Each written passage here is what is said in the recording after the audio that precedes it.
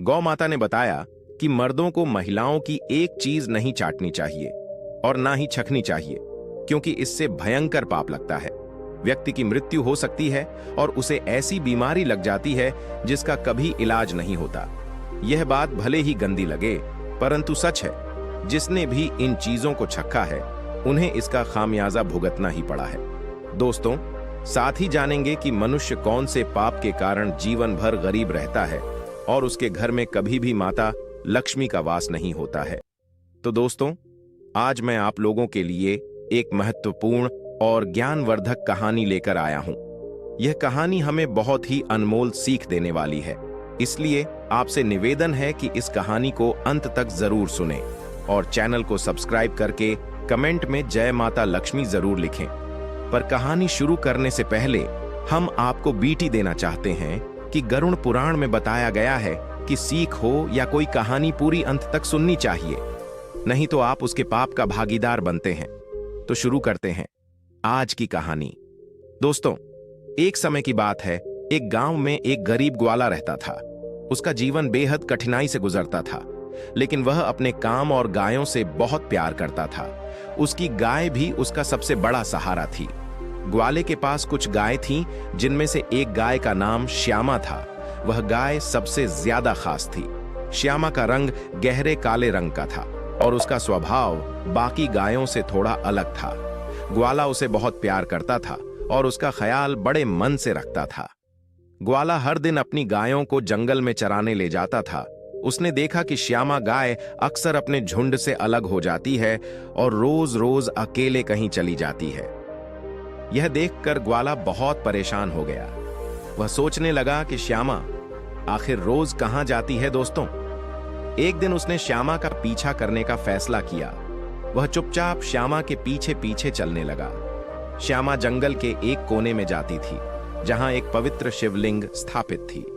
ग्वाले ने देखा कि श्यामा अपने थन से दूध टपकाकर शिवलिंग पर चढ़ा रही है। ग्वाला यह देखकर हैरान रह गया। उसने सोचा कि यह कोई साधारण गाय नहीं है, बल्कि भगवान शिव की सच्ची भक्त है। श्यामा की भक्ति से भगवान शिव प्रसन्न हो गए। एक दिन जब श्यामा शिवलिंग पर दूध चढ़ा रही थी, तभी भगवान शिव वहां प्रकट हुए। उनके दर्शन से पूरा जंगल रोशनी से भर गया। भगवान शिव ने श्यामा से कहा, हे गाय देवी, मैं तुम्हारी भक्ति से बहुत प्रसन्न हूं। बताओ तुम्हें मुझसे क्या चाहिए। श्यामा गाय ने सिर झुकाकर विनम्रता से कहा, हे प्रभु, मुझे तो आपसे कुछ नहीं चाहिए, लेकिन मेरा मालिक, मेरा ग्वाला बहुत गरीब है। कृपया उसे धन और सुख शांति दें। भगवान शिव मुस्कुराए और कहने लगे, हे गाय देवी, तुम्हारा यह निस्वार्थ प्रेम अद्भुत है। मैं तुम्हारे ग्वाले को धन संपत्ति देता हूं, लेकिन उससे पहले मैं यह भी बताऊंगा कि मनुष्य को गरीबी का सामना क्यों करना पड़ता है, ताकि वह अपने जीवन को सुधार सके। तब भगवान शिव ने ग्वाले की ओर देखा और उसे पास बुलाया। ग्वाला डरते डरते उनके पास गया और प्रणाम किया।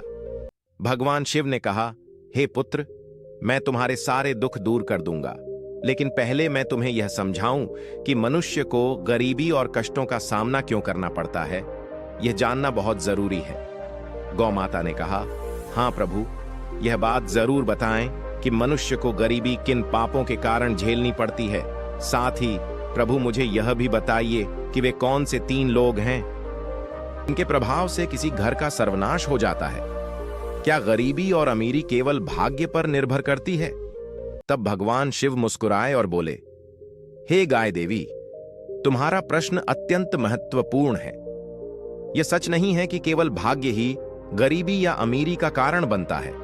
मनुष्य के कर्म, स्वभाव और निर्णय भी इसके पीछे बड़े कारण होते हैं। मैं आपके प्रश्न का उत्तर अवश्य दूंगा और इसे समझाने के लिए एक कथा सुनाऊंगा।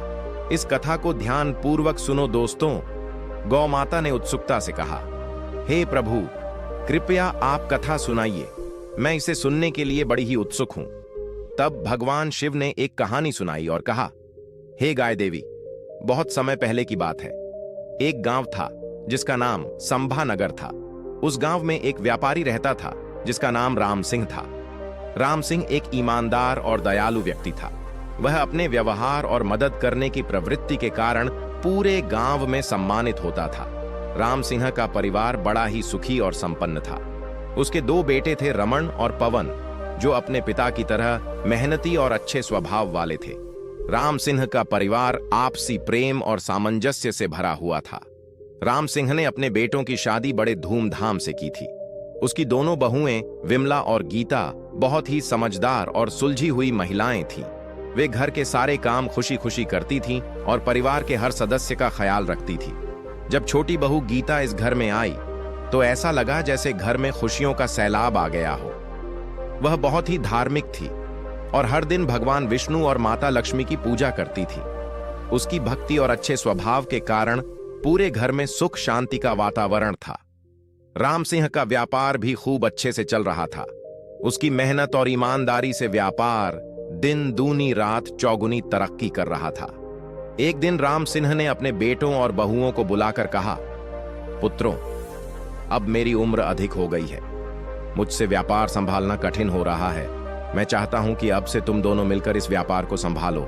रमन और पवन ने खुशी खुशी अपने पिता की बात मान ली और पूरे मन से व्यापार संभालने लगे। राम सिंह यह देखकर बहुत खुश होता था कि उसके बेटे और बहुएं मिलजुल कर काम करते हैं। राम सिंह के घर का सुख और उसका व्यापार देखकर संभा नगर के कुछ लोग जलने लगे। वे सोचते थे कि राम सिंह का जीवन कितना सुखद है।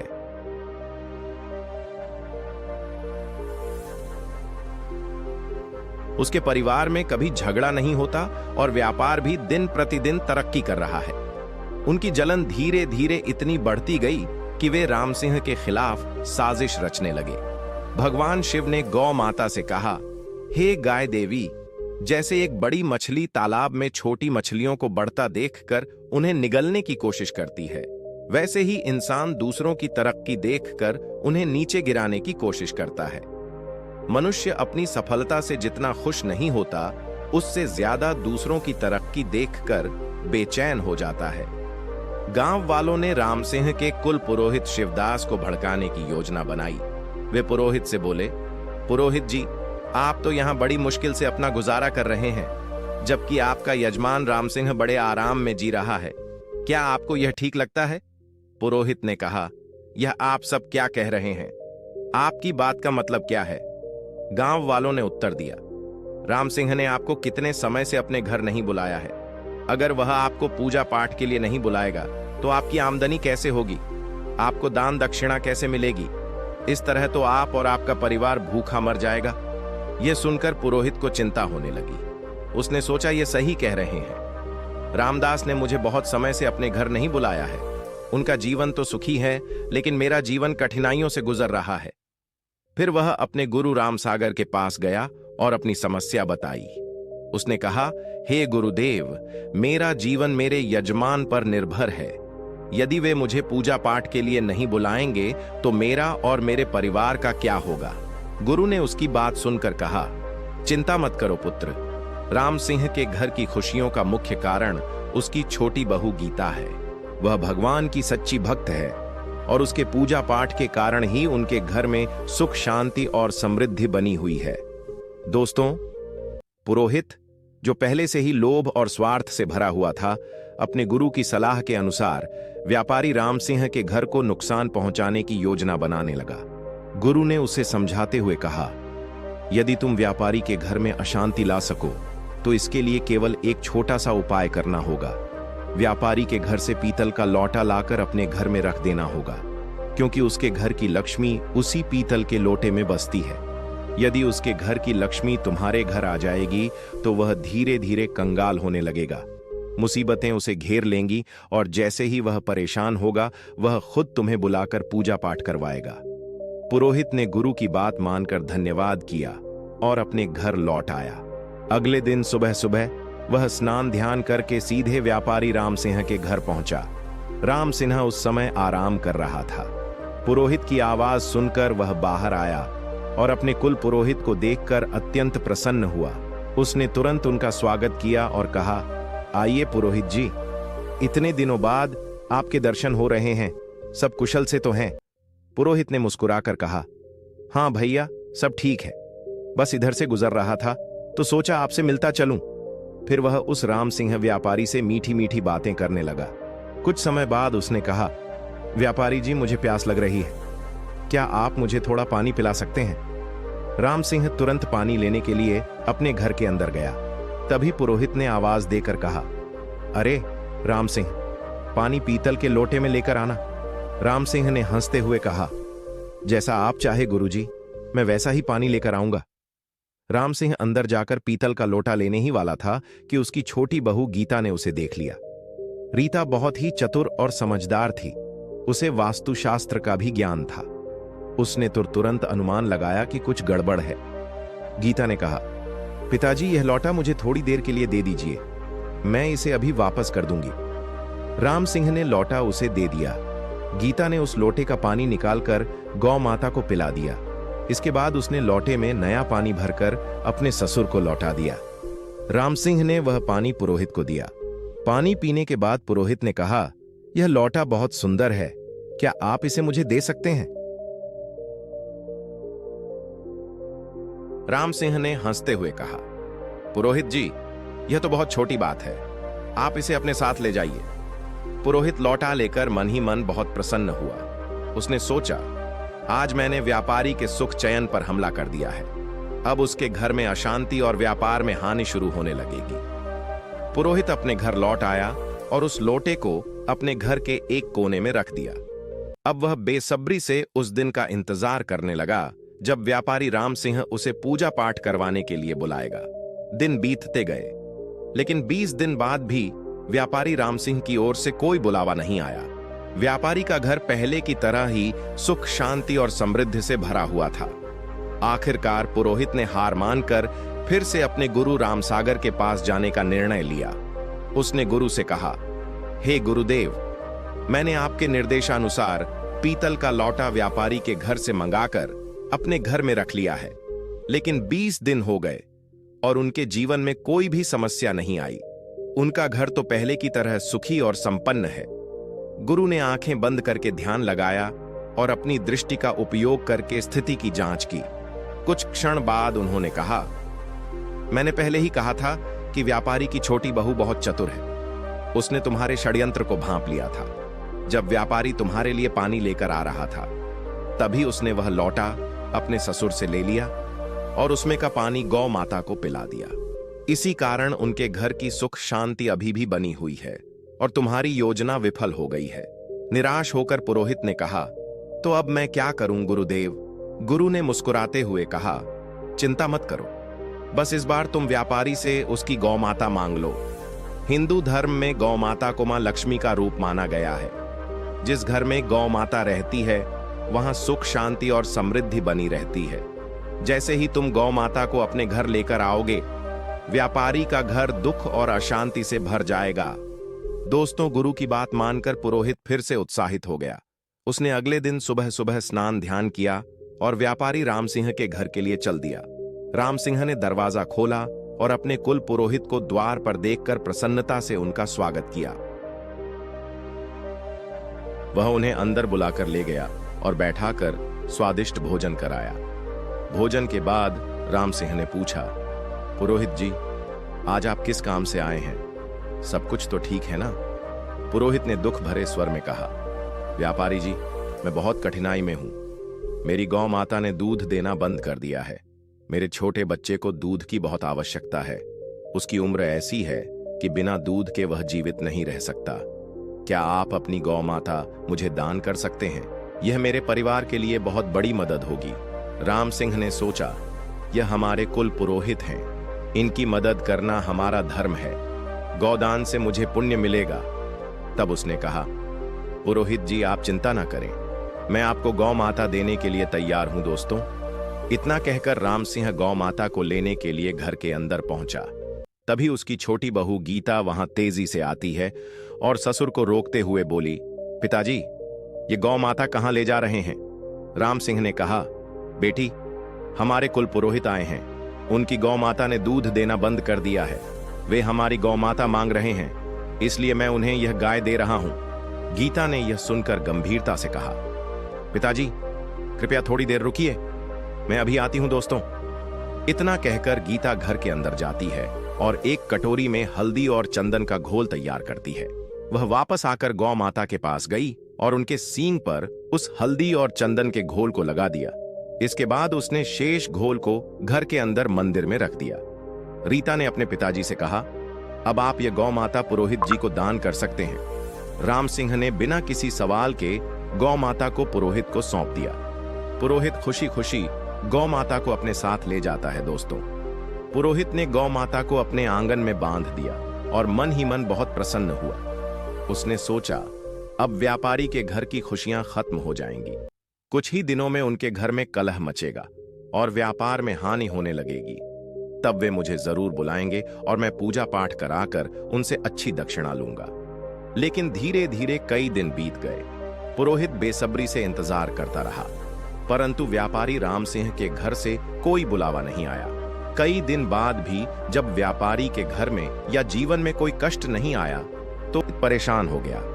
उसने सोचा, आखिर मेरे प्रयास क्यों विफल हो रहे हैं। गौ माता को लेकर भी कोई असर नहीं हुआ।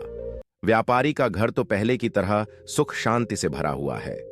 आखिरकार पुरोहित फिर से अपने गुरु रामसागर के पास आया और उसने हाथ जोड़कर कहा, हे गुरुदेव, मैंने आपके निर्देशानुसार राम सिंह की गौ माता को अपने घर ले आया हूं, लेकिन अब तक उनके जीवन में कोई समस्या नहीं आई है।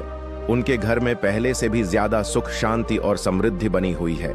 मेरे सारे प्रयास व्यर्थ क्यों हो गए। तब गुरु ने ध्यान लगाकर अपनी दिव्य दृष्टि से देखा और आंखें बंद करके उस स्थिति का जायजा लिया। कुछ देर बाद उन्होंने आंखें खोलीं और मुस्कुराते हुए बोले, हे वत्स, मैंने तुमसे पहले ही कहा था कि व्यापारी की छोटी बहू अत्यंत चतुर और बड़ी ही समझदार है। उसने तुम्हारे षड्यंत्र को भांप लिया था। जब तुम व्यापारी से गौ माता मांगने गए थे, तब उसने गौ माता के सींग पर हल्दी और चंदन का रंग लगा दिया था। वह रंग कोई साधारण रंग नहीं था। उसने उसे भगवान की पूजा के लिए तैयार किया था। उस रंग ने गौ माता के साथ साथ व्यापारी के घर की सुख शांति को भी बांध रखा है। उसने शेष रंग घर के मंदिर के पास रख दिया है, जिससे उनके घर की समृद्धि उसी के घर में बनी हुई है। तुम्हारा यह प्रयास पूरी तरह विफल हो गया है। पुरोहित ने गुरु से निराश होकर पूछा, गुरुदेव, अब मैं क्या करूं? मुझे कोई और उपाय बताइए जिससे मैं व्यापारी के सुख को समाप्त कर सकूं। गुरु ने कुछ देर सोचा और कहा, चिंता मत करो। गुरु ने आगे कहा, जब तक वह छोटी बहू व्यापारी के घर में रहेगी, तुम उसका कुछ भी नहीं बिगाड़ सकते। अब तुम्हें किसी भी तरह से उसे उस घर से बाहर निकालना होगा, तभी तुम अपने इरादों में सफल हो पाओगे। दोस्तों, पुरोहित ने सोचा, अब मुझे इस बहू को घर से निकालने के लिए कोई बड़ी योजना बनानी होगी। जब उसने यह देखा कि व्यापारी के सुखमय जीवन को खत्म करने के उसके पिछले सभी प्रयास असफल हो गए हैं, तो उसने एक और चालाकी भरी योजना बनाई। वह व्यापारी राम सिंह के घर यह सोचकर चला गया कि अब वह उनके परिवार में फूट डालकर छोटी बहू गीता को घर से बाहर निकाल देगा। अगले दिन पुरोहित चिंतित मुद्रा में राम सिंह के घर पहुंचा। उसकी गंभीर और परेशान शक्ल देखकर राम सिंह ने पूछा, अरे पुरोहित जी, क्या बात है?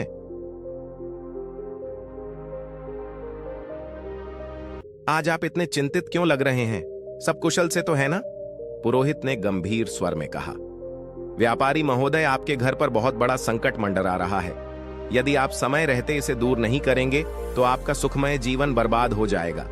आपके बेटों को व्यापार में बड़ा नुकसान होने वाला है। तुम्हारी छोटी बहू इस घर के लिए शुभ नहीं है। व्यापारी को कुल पुरोहित की बात समझ आ गई। वह अपनी छोटी बहू को घर से बाहर जाने के लिए बोल देता है तो उसका छोटा बेटा भी घर से बाहर जाने की बात बोलता है। राम सिंह दोनों को घर से बाहर जाने के लिए बोल देता है। दोनों शहर चले गए, जहां उन्होंने एक छोटे से किराए के मकान में रहना शुरू किया। महेश बहुत ही मेहनती और ईमानदार था। उसने शहर में रहकर एक छोटा सा व्यापार शुरू किया। रगीता ने हर कदम पर अपने पति का साथ दिया। उसकी समझदारी और महेश की मेहनत के कारण उनका व्यापार तेजी से बढ़ने लगा। कुछ समय बाद वे इतने संपन्न हो गए कि उन्होंने शहर में अपना खुद का घर खरीद लिया। इधर व्यापारी का घर पुरोहित की चालों के कारण बर्बादी की कगार पर आ गया। घर में हर दिन झगड़े और कलह होने लगे।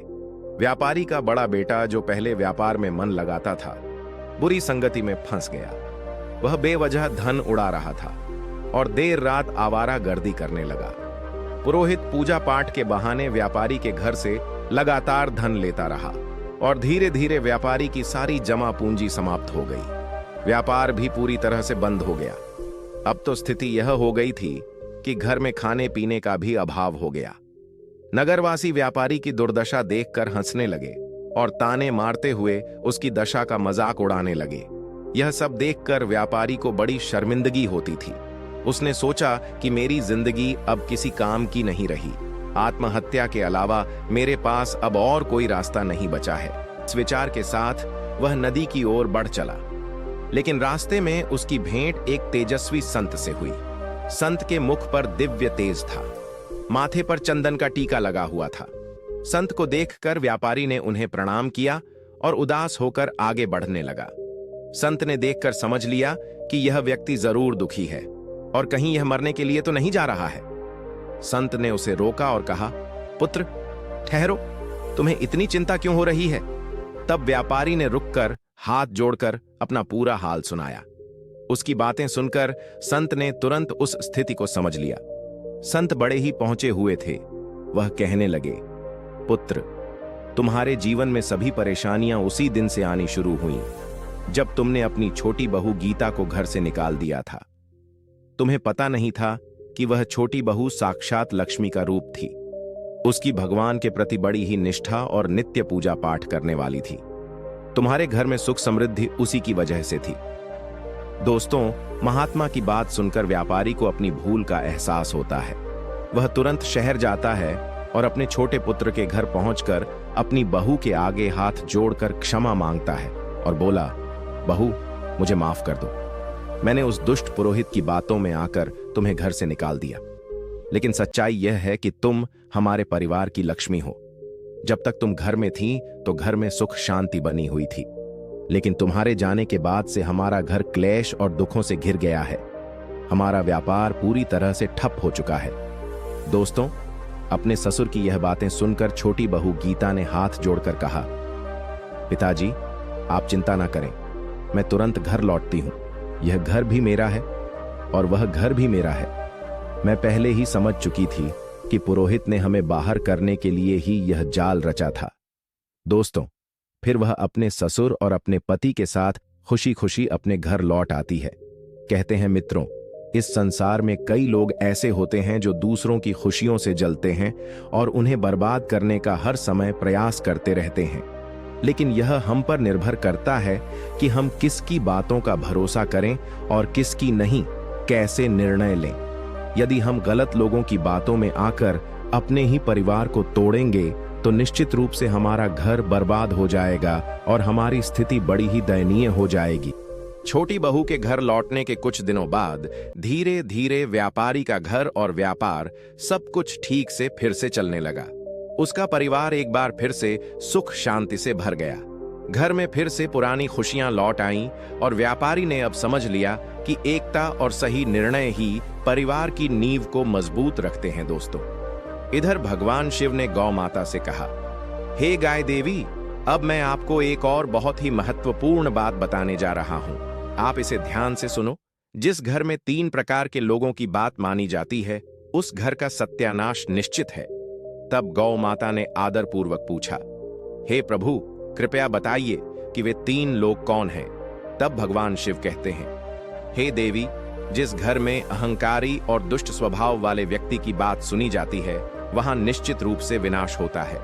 अहंकारी व्यक्ति अपने स्वार्थ और गलत सोच के कारण घर का वातावरण अशांत कर देता है। ऐसे व्यक्ति की सलाह हमेशा परिवार में फूट डालती है और सुख शांति को नष्ट कर देती है। जिस घर में लालची, कुटिल और अनैतिक आचरण वाली स्त्री का प्रभाव होता है, वहां कभी धन नहीं टिकता है। ऐसी स्त्री घर को भौतिक सुख सुविधाओं से पीछे धकेल देती है, लेकिन नैतिकता और सच्चाई को भूल जाती है। माता लक्ष्मी ऐसे घर में कभी प्रवेश नहीं करती और वह घर सदैव दरिद्र बना रहता है। जिस घर में बाहरी व्यक्तियों की बात को अधिक महत्व दिया जाता है और घर उन्हीं के अनुसार चलता है, तो वह घर बर्बाद हो जाता है। बाहरी लोग परिवार के भले बुरे को समझे बिना अपनी राय देते हैं और उन पर विश्वास करने से परिवार के अंदर आपसी विश्वास और एकता टूट जाती है। भगवान शिव कहते हैं, हे देवी, इन 3 गौ माता ने पूछा, हे प्रभु, आपने यह भी कहा था कि मनुष्य किस पाप के कारण गरीब या अमीर बनता है। कृपया मुझे इस बात को भी विस्तार से बताइए। तब भगवान शिव कहते हैं, हे गाय देवी, यह एक गहरी बात है। मनुष्य की गरीबी और अमीरी उसके कर्मों और विचारों पर निर्भर करती है। गीता में भगवान कृष्ण ने कहा है कि मनुष्य को अपने विवेक, परिश्रम और बुद्धि पर कभी भी संदेह नहीं करना चाहिए। उसे सच्चाई और धर्म के मार्ग पर चलते निरंतर कर्म करते रहना चाहिए। जो व्यक्ति अपने आप पर विश्वास नहीं करता, अपने कर्मों से भागता है और असत्य का साथ देता है, वह कभी भी सफल नहीं हो सकता। ऐसे व्यक्ति का जीवन गरीबी के दलदल में फंसा रहता है। जो व्यक्ति सच्चाई, ईमानदारी और निरंतर प्रयास में विश्वास रखता है, वह अपनी गरीबी को दूर कर सकता है। गरीबी और अमीरी जीवन के दो पहलू हैं। सच्चाई और कर्म का पालन करने वाला व्यक्ति निश्चित रूप से गरीबी के अंधकार से बाहर निकलता है और जीवन में सफलता प्राप्त करता है। गौ माता ने भगवान शिव की बातें बड़े ही ध्यान से सुनी और भावुक होकर बोली, हे प्रभु, आपकी इस अद्भुत कथा को सुनकर मैं धन्य हो गई हूं। आपने जीवन का सच्चा मार्ग दिखा दिया है। अब मैं इस ज्ञान को सभी जीवों के कल्याण के लिए उन्हें भी सुनाऊंगा। को धनवान बना दिया और कहा, हे गाय देवी, यह ज्ञान हर उस व्यक्ति को लाभ देगा जो इसे ध्यानपूर्वक सुनेगा और अपने जीवन में अपनाए। तो दोस्तों, यह कथा हमें यह सिखाती है कि अहंकार, लालच और बाहरी व्यक्तियों की बातों पर निर्भरता से बचे सच्चाई, ईमानदारी और निरंतर कर्म का अनुसरण करें। अपने विवेक और परिश्रम पर विश्वास रखें। परिवार की एकता और समझदारी को बनाए रखें। दोस्तों, इस ज्ञानवर्धक कथा का सार यही है कि सच्चाई, धर्म और कर्म से ही जीवन की सच्ची सफलता प्राप्त होती है। तो दोस्तों, यदि जानकारी अच्छी लगी हो तो वीडियो को लाइक करें और हमारे चैनल को सब्सक्राइब करके बेल आइकॉन को भी क्लिक कर लें। साथ ही कमेंट